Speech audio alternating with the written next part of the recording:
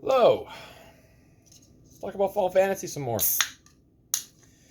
I have a tier list here, and I'm going in order of that, in case you're wondering.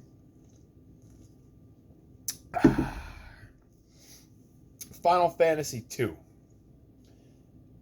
A bowl of plain, unseasoned white rice. Does that mean it's bad? Not necessarily. On its own, maybe it's not so great.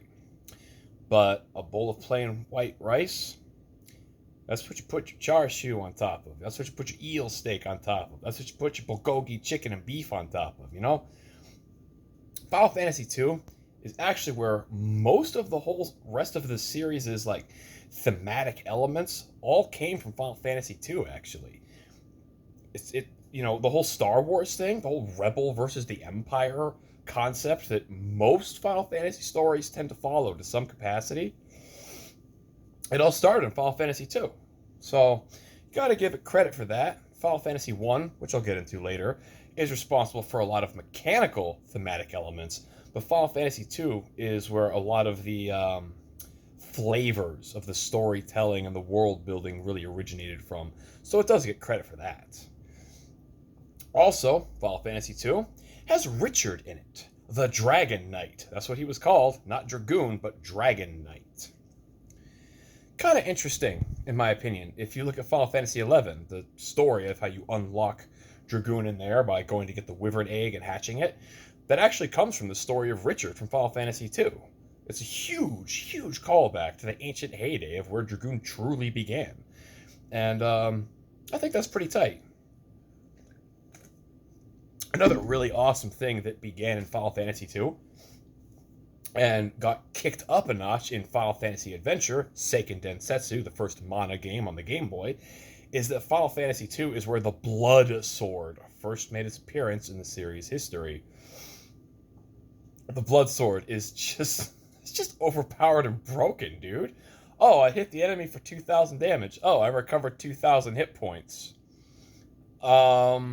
Yeah, that's busted. That it just makes you invincible and you do tons of damage. What an awesome freaking weapon. I mean, if you know the blood sword exists, you're gonna make someone be skilling up their sword so that when you get it, you'd be smashing. Or you could just give it to Richard if you don't have anyone using swords. And that brings me to my favorite and most hated part of Final Fantasy II. The skill up system. Dude, this is an 8-bit game from the 80s, and it has an MMORPG-styled skill-up system. That's tight. Like, you don't get experience points from enemies in this game, actually. You gain affinity. Like, if I'm swinging axes around, I have axe affinity. And when I swing axes, I'm more accurate. I have a higher max hit combo whenever I swing with them. Want to level up your hit points?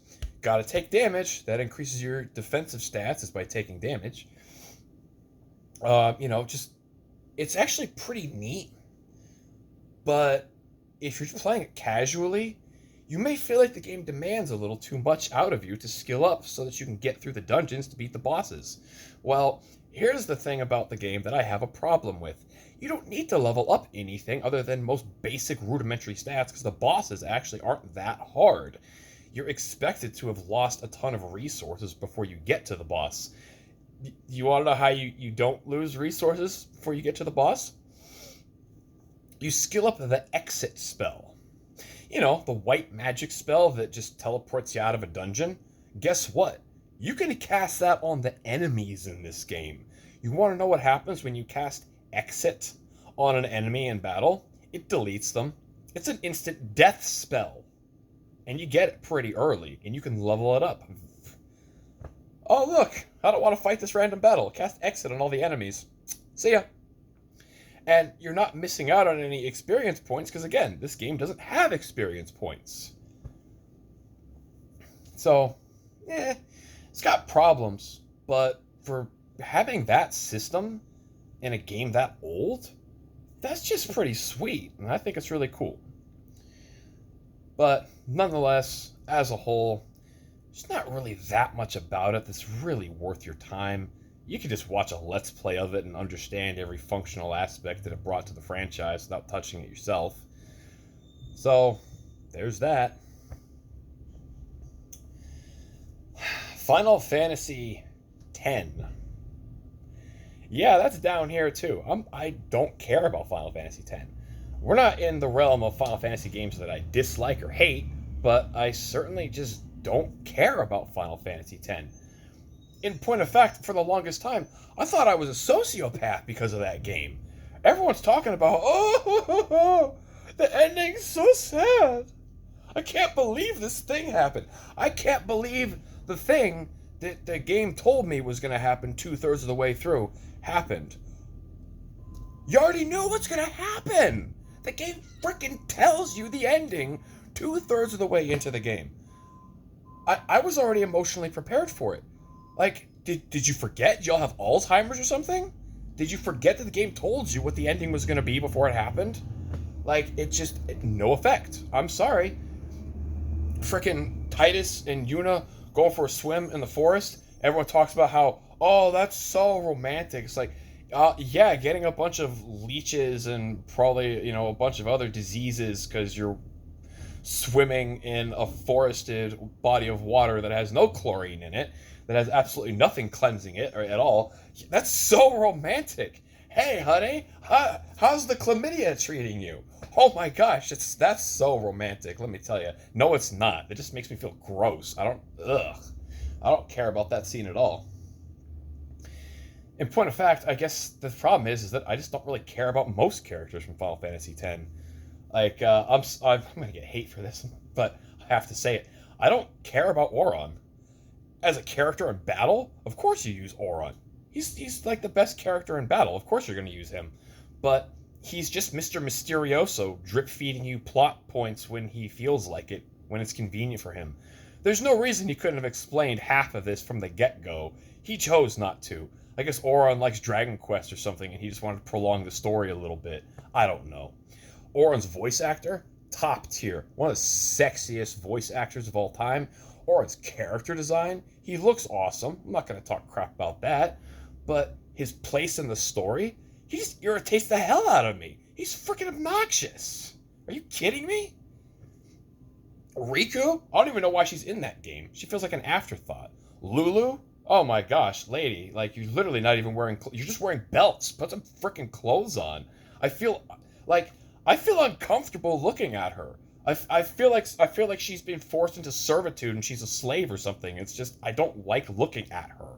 She looks gross to look at. Waka's just freaking Fozzie Bear with a basketball. There's nothing interesting about him, quite frankly.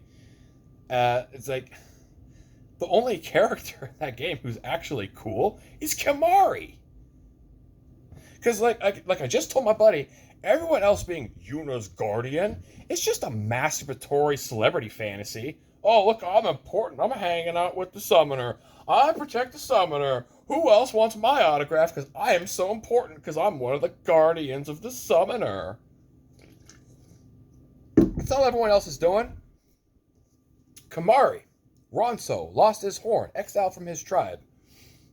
He sees Yuna, and he sees a woman surrounded by people, but he sees the loneliest girl in the world. He knows what loneliness does to a person. And instead of just, oh, my celebrity is so important, I have to look cool in front of other people because I'm one of the summoner's guardians. Kimahri is there to protect Yuna's heart. Everyone else is there to protect her body, regardless of how she feels. As long as she's alive, I'm important too. Kimahri is the only one who cares about her without regarding how it's going to affect him. Kimahri is the only cool guardian until Titus shows up. And now, here's the thing. I know I'm talking crap about this game. Don't make fun of the laughing scene. If you make fun of the laughing scene, the only thing you're doing is showing how much of a douchebag you are. Let me explain it to you. In Japanese society, you are not allowed to laugh out loud in public. You are not allowed to make yourself an individual in public in any way. You're not allowed to be a class clown. You're not allowed to do anything like that, okay?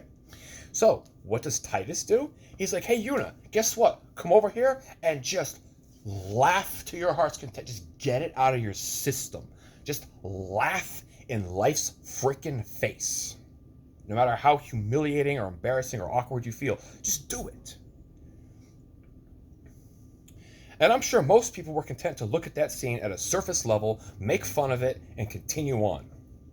Didn't you understand what that scene meant? Yuna is just being told by all these people who say they care about her and say they have her best interest at heart, but all they do is keep goading her along to do something that she frickin' hates. Didn't you see the way she acted after that sending? She abhors her role. She hates what she is made to do. But all anyone has to say is, hey, good job, Yuna. Good job doing the summoner thing. Well, all the time she just takes it to herself like, I just saw hell and I need to be alone for a little while, please.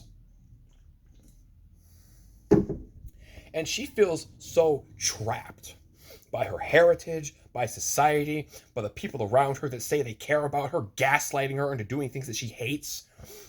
When Titus told her, go up there and laugh.